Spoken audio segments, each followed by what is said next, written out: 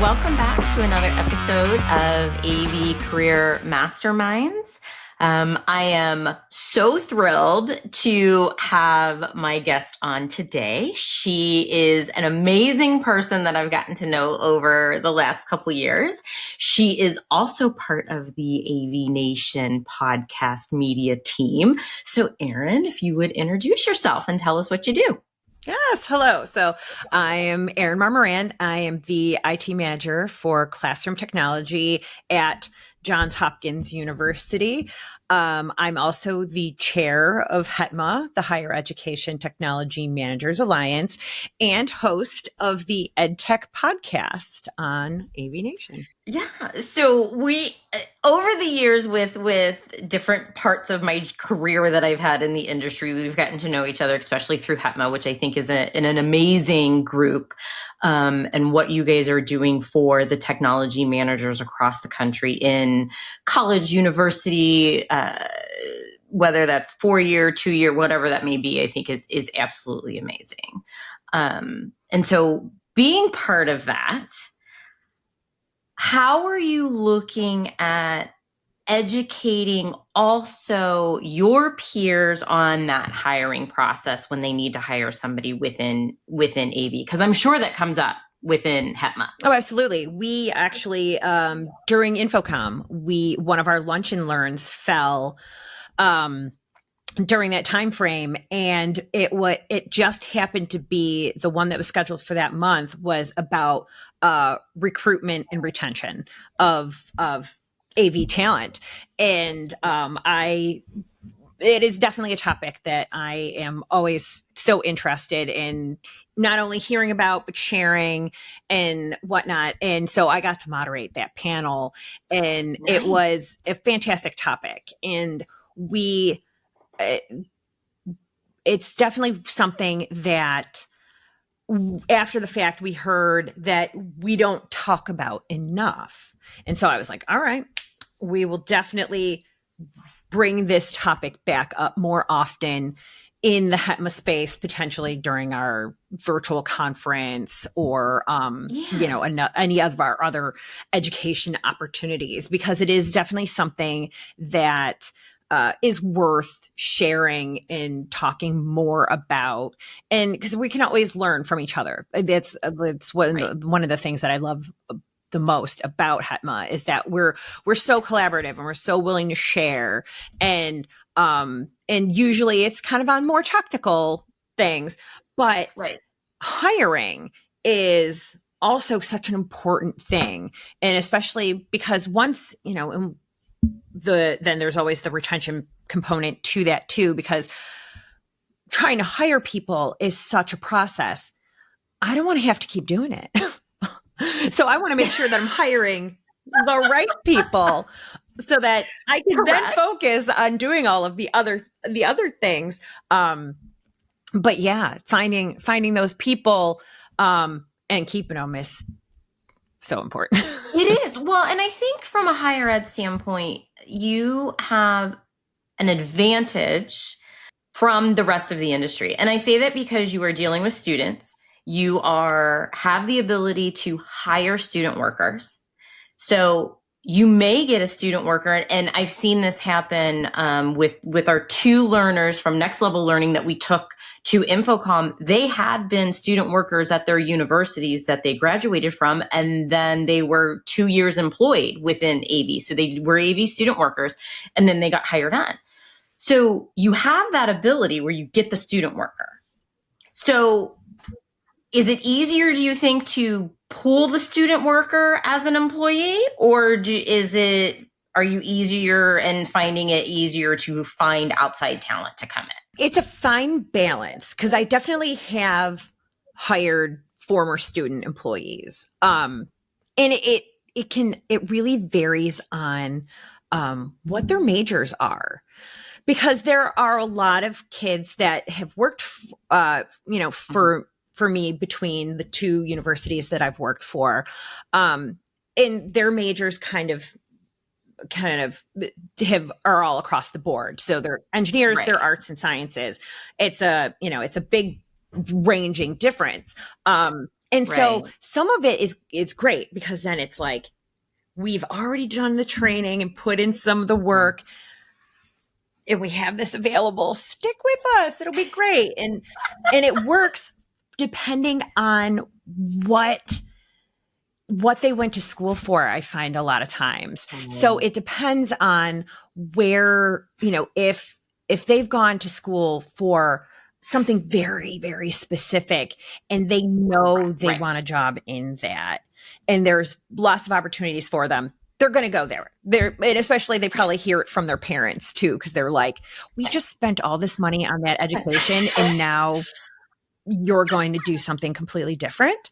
So different. I think for some majors, it's a little easier. Say, like myself, I had an art degree. So my job opportunities straight out of undergrad, kind of minimal. And, and instead of going the starving artist route, I stayed with the higher ed AV, and it was, it's worked out great for me. But definitely I feel like there are those ones who are pre-med. We're not going to get, those. And that's we're not going to get. No. And that's what I'm thinking too, is if somebody's attending Johns Hopkins, they're not going to say, again, depending on their major, oh, I decided I'm not going to be pre-med or pre-law or whatever that case may be. You've pretty much invested. And if you're attending there, so there is that stigma and that prestige of being at Johns Hopkins with this degree, and that I completely understand.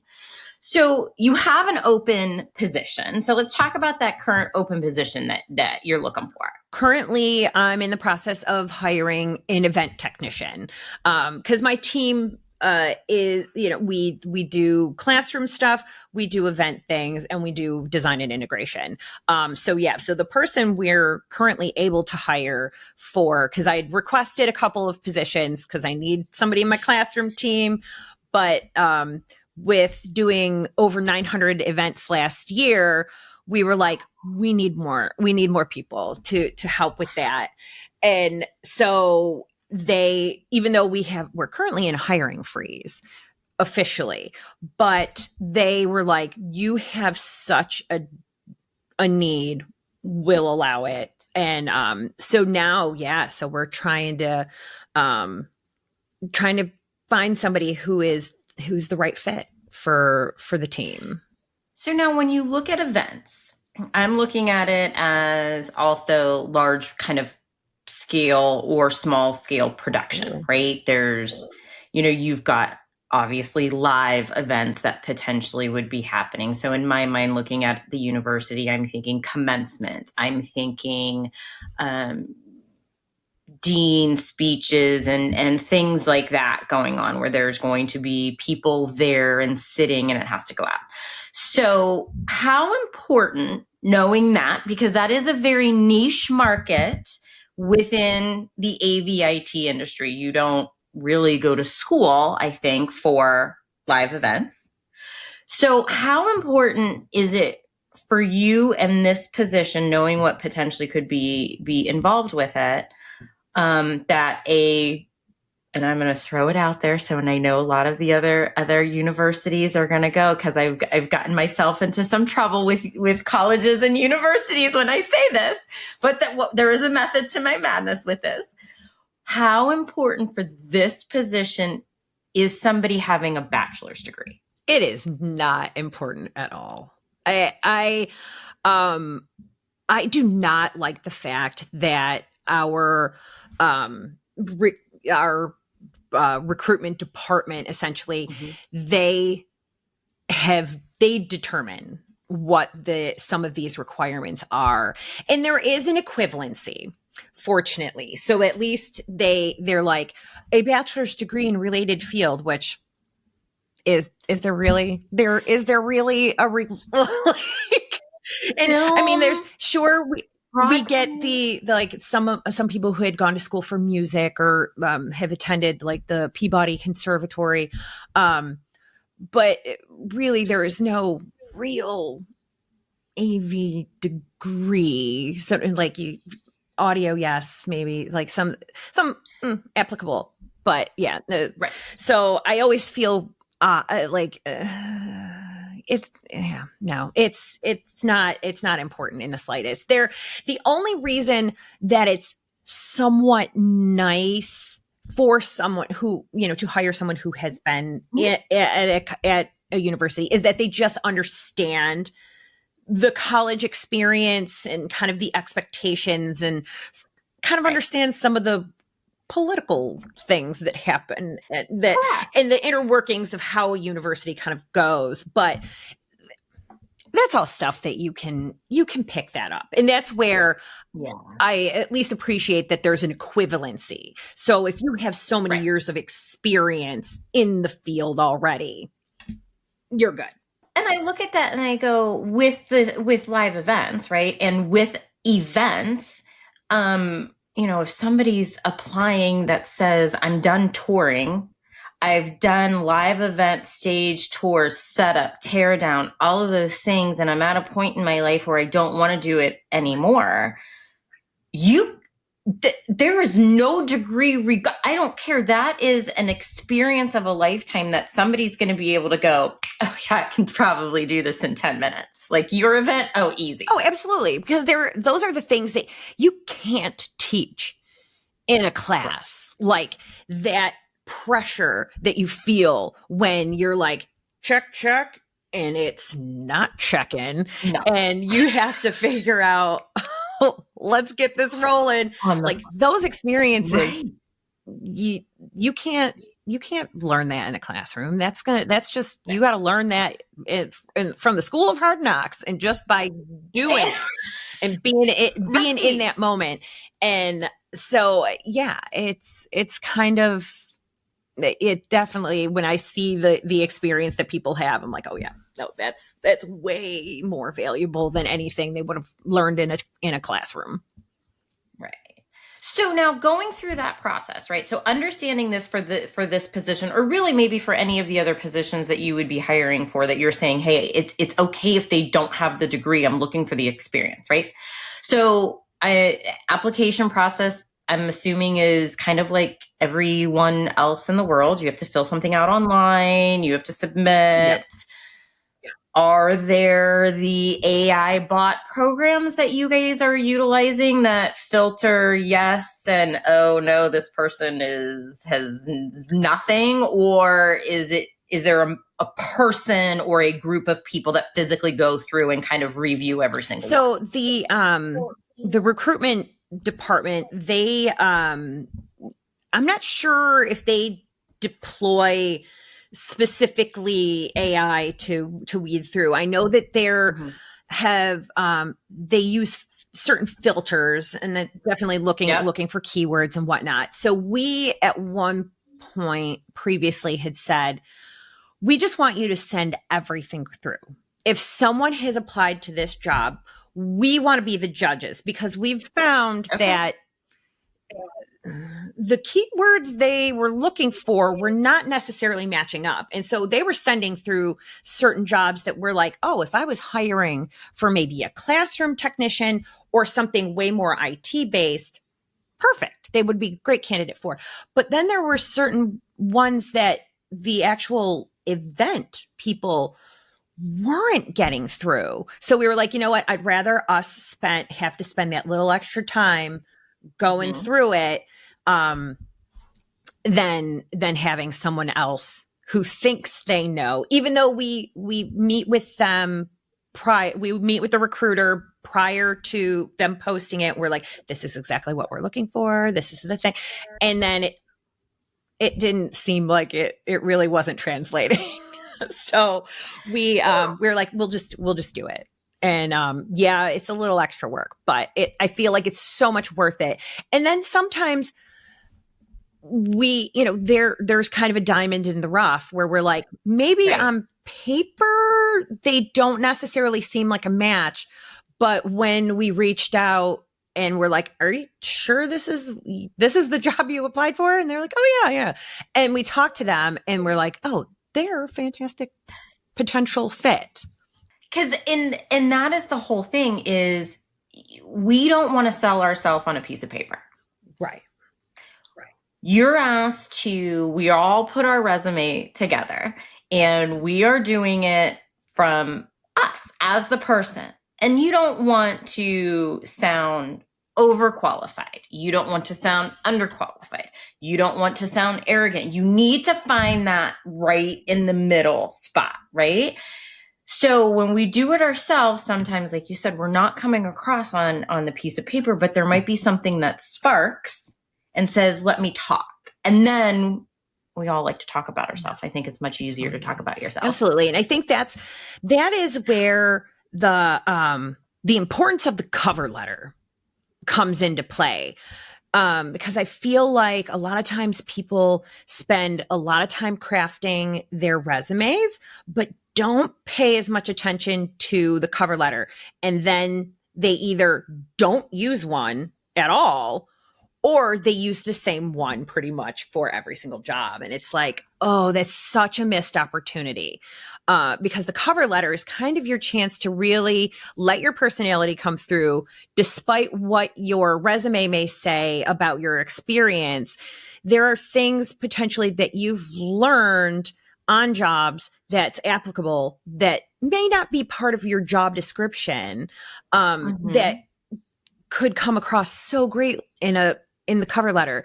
But if you didn't create one, or I know, especially as a hiring manager, I'm sure you've seen I love to read a personalized cover letter that shows that you looked at that job description that for the job that you're applying for, and there are things about it that you're like, I like this and that about it. Recently, we had included in the job description a link to a web part of our webpage that describes more about the job and about the team and things like that. And somebody in their cover letter actually was pointed out, they were like, I really like your team's mission and your, like, how your team, kind of philosophy goes. And it really aligns with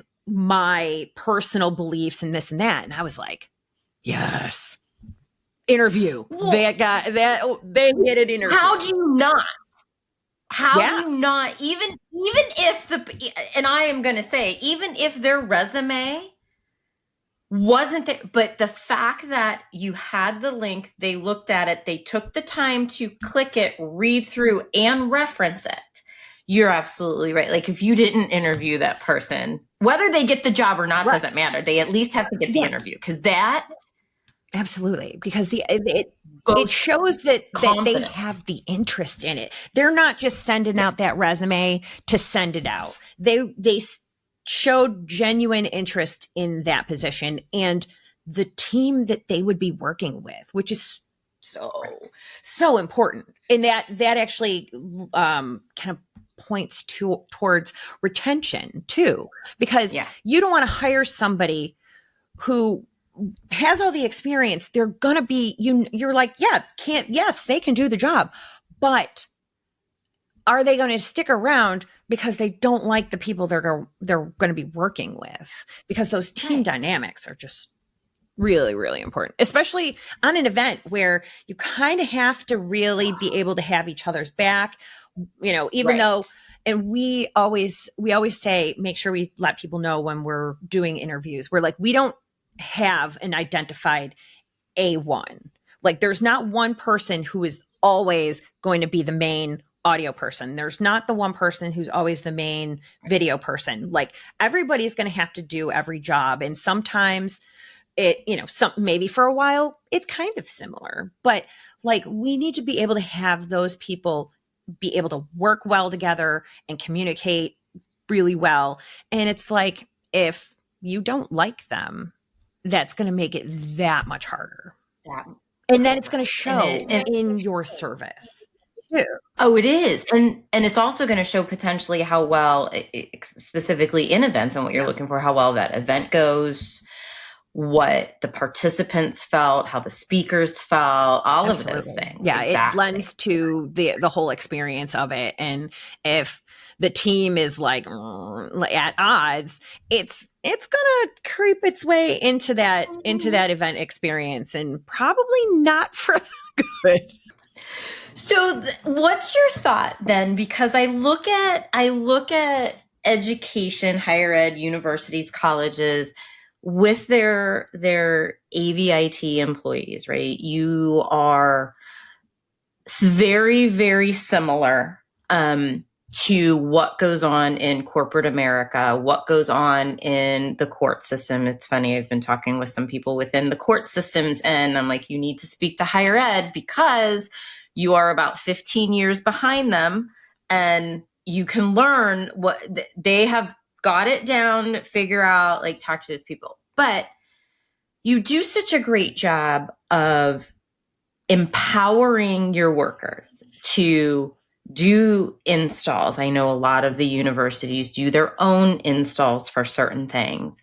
You're learning the product because they have to manage and understand what is going on for your customer in your classroom, for the professors, for the students.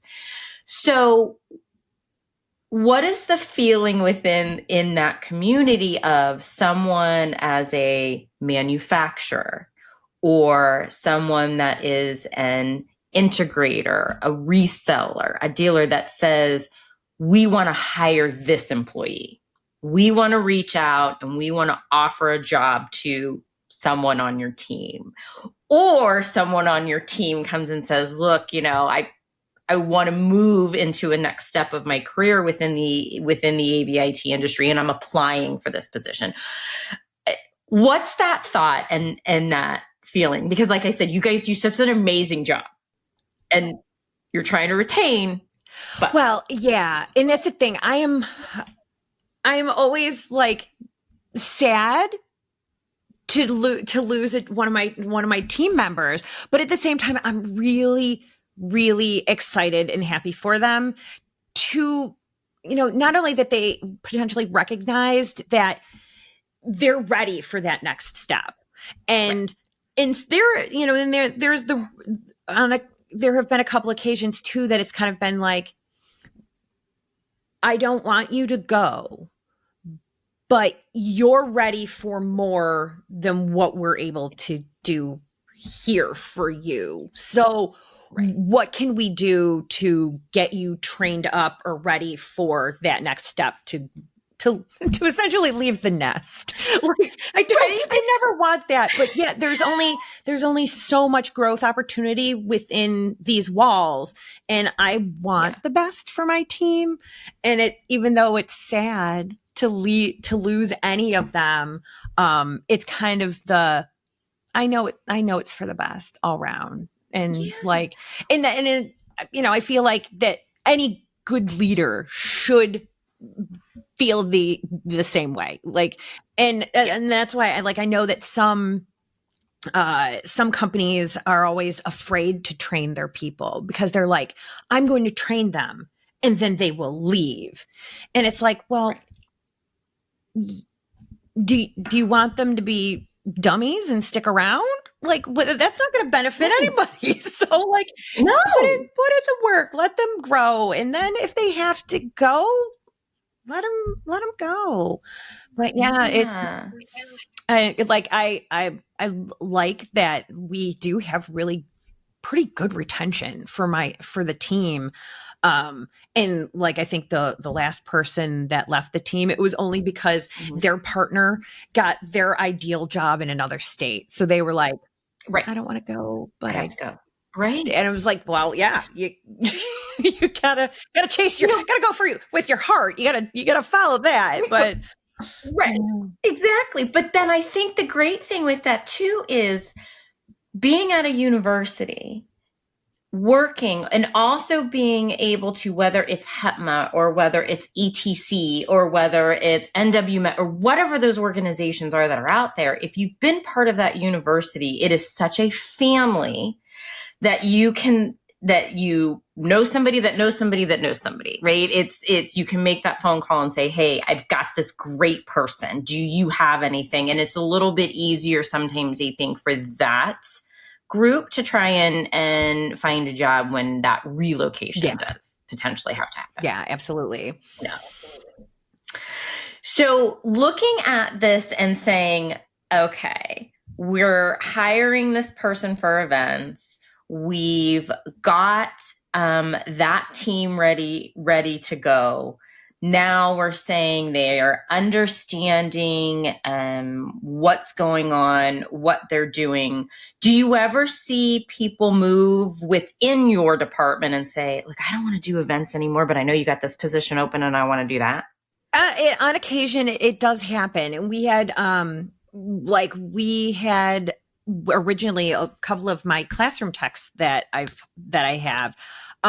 They do a lot of event stuff because it's, they find it very interesting. So they kind of have a foot in both doors, and we're like, you know what, if that works and we can work the schedule so that you can do both things, when you're capable of it. And I've had, some of my team members show interest in programming and configuration of control systems. And I'm like, yes. So then I don't have to do it. Right. But I mean, I still love getting to be able to program, but it's just so hard to find the time these days. Like, right. I need to focus on it, which requires a chunk of time disturbed. That never happens now. I got meetings all over my calendar, so I'm like, sure, I can sit down for about 10 minutes and work on it there. Here, exactly. And let's but yeah, so I'm like, I encourage the growth and the change, and I try to meet, at least once a month, typically 2, like every other week with my direct reports, and we kind of like every once in a while we'll just be like, all right, so what do you want to learn now? What is the path you want to take? And, some are just like, I want to be more supervisory. And it's like, okay, well, let's see how you can work potentially with the student employees and giving them guidance and see how that goes. Or then it's like, okay, you want to do control system stuff. Let's see what kind of training we got there. And then try and move into something where that's a bit more regular part of your job position. And then if it can't be because we currently don't have that need, then it's like, all right, well, who around here does need that? So speaking of you doing the programming and doing that in-house, and I'm sure you have a team that does some of your own installations, correct? Yeah. So, I always say I've got a team, but really, currently it's one. It's a team of one who is our system designer, engineer, installer, and so the classroom techs will help him as best they can, but a lot of them, they don't have. We're trying to train them up a little bit, but that isn't really of their interest as much. So now it's like, okay, who can we hire? Can we try to get another person to try to do more of that? Yeah. But we've made it so that for at least our general pool classrooms, we are like, this is our design. So we make sure we have that first side of it. We have the design side. We'll sub out kind of the labor in the middle, and then we'll configure and commission at the end. Right. So at least we have the control at the bookends, and sort of work as like a project manager in the middle of it. And so then that makes sure that we have that consistent, user experience, but also consistent in how things are set up. Because even though you're like, here's a line diagram, if you give it to 5 different integrators, it's going to end up looking 5 different ways once it's all in that wrap. Right. And so, we want to kind of try to keep as much control over that as possible, so that when we're troubleshooting in there, we we know that this is going to be in this spot. We know that input 1 is the main PC, 2 is this, and then that. So that kind of helps. But it's like, it's been it's been tough to try to wrangle all of the things. Yeah. And unfortunately, we had more people previously that could do the installation stuff, but then as they have left the team, when we then, at one point I had 2 kind of higher level techs that left around the same time. So I was like, can I turn those 2 into 3 entry level? And they were like, right. Okay, let's do that. But then in that, I'm sacrificing some of the other things. So it's like, all right, we just got to keep the balance. And luckily, at least being able to be involved in most of the integration process for projects, it's helped a lot. I mean, I would absolutely love to be able to do everything in-house. Well, and speaking of being able to do everything and wanting and having the team, I know, a couple years ago, there was a little bit of a wave within the AV industry and a little bit of a shakeup when higher ed said, we want to do our own installs and we can do our own installs. Integrators were like, oh my goodness, there's money and losing money and doing jobs and all that other stuff. And I know I'm going to probably get myself in trouble, but that's okay. You're not the only ones that do that. No, you were right. There was a big push for in-house integration teams, and because they want to have that fine control over everything. But at the same time, there is still a place for the traditional AV integrator. There is plenty of work to go around for them. There is. And here's where I look at this and from my standpoint, and I don't know if it's because I one point was an educator, worked for an integrator, understand what you all are going through and what you're trying to do, but you're my customer, right? Your technology manager, whatever your title is that's in that position at a university, you're my customer. Your customer is your professors, is the deans, is the students also. So professors may not be in the same classroom semester after semester after semester. But your customer is expecting, well, even if I walk into a classroom that has 1 projector this semester and I go into a classroom that has 2 projectors, I understand there's going to be a minor difference, but when I look, I should see everything pretty similar. Yeah, absolutely. So I understand the reasoning for doing your own in-house integration. But if I look at this and I go, okay, from a career standpoint, right? That's what I like to talk about and everybody getting in their career. I didn't understand why the integrators were getting so upset because you were training the next generation of AV people. Yeah. I mean, I think that... Not that we want them to poach them from you, right? But yeah, no, I think some of it was just like it was yet more competition. Like, so they're like, oh, there are less jobs to go around, and but there's even when I had a full a team that could do all the integration ourselves, we still there were still times we needed projects that had to go out because timing wise. I mean, that's the biggest part about higher ed is that really, like, when you're in a company and you're redoing a conference room, you can shut that conference room down anytime you want. At a university, we've got very specific schedules when the semesters start and end, and then in between, there's always all sorts of other things going on around the campus. So getting the time frames to close those rooms down to be able to do full overhauls is very slim. And so typically I've got the, August 1st to like August 15th, essentially. Like that is kind of the time frame, because anything before that is summer programs. Anytime after that, we're already getting into orientations and TA trainings and stuff like that. So I'm like, I've got 2 weeks that I've got to get everything done. And there's only so many hands that can do it. And so for, especially with an auditorium that may have, 2 screens up front, 6 confidence monitors around the rest of the space.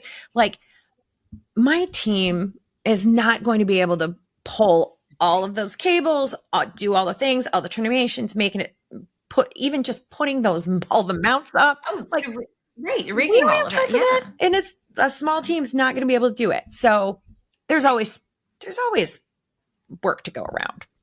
Yes, exactly. So, Erin, thank you so much for being on. So anybody that is listening and watching, Erin has an open position there at Johns Hopkins for in events. But I think you are, from being a chair at HETMA, if anybody is looking for an opportunity in higher ed, I'm sure they can reach out to you. Absolutely. The HETMA community, anybody can join HETMA. It's free to join. Anybody in the AV community, whether you're in higher ed or not, can join. We have a part of the community that is just for us higher ed folks only. But on there, we do have the transfer portal, very higher ed of us, that we have put job opportunities in there all the time, to, share and make sure that we're getting that talent in and around. So if you are looking for any job opportunities, there is always a good place to check out, especially if you want to get into higher ed. Yeah. And then how can anybody find you? Where can we find Erin out on the socials and Absolutely. wherever? So you can always you can find me on Twitter at Smearin_off_ice. I'm on LinkedIn often, on the HETMA community. And then you can also check me out on the EdTech podcast every month.